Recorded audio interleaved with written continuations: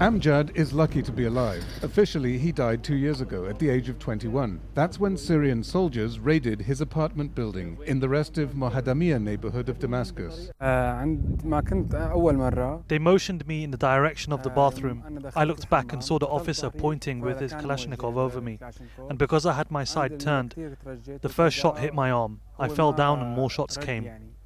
Amjad was shot 5 times. Then came the coup de grace. They kicked me to turn me face up. I held my breath for 30 seconds, but then I had to breathe again.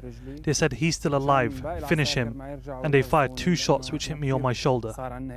Amjad now needs medical attention. He crossed over to the Greek island of Lesvos from Turkey in a rubber dinghy with dozens of others.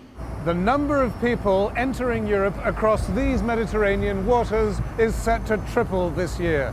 165,000 people have made the crossing so far, compared to 60,000 people for all of 2013, making this a record year. Most alarmingly, perhaps, the rate of deaths has risen sharply. 3,000 people have died so far this year in these crossings, 3/4 of them since July. The Coast Guard is visibly exhausted by the summer surge. This night, our crew spots no one, but the next morning, more than 100 refugees are arrested on the beaches. These families have fled violence in Afghanistan. Others come from Sudan and Eritrea. The UN doesn't believe this trend will abate.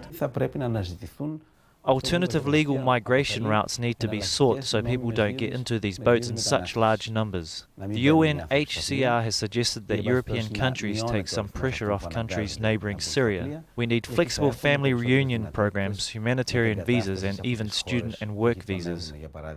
As the Syrian war escalates, the refugee crisis is expected to do so as well. Psaropoulos, Al Jazeera on the island of Lesvos.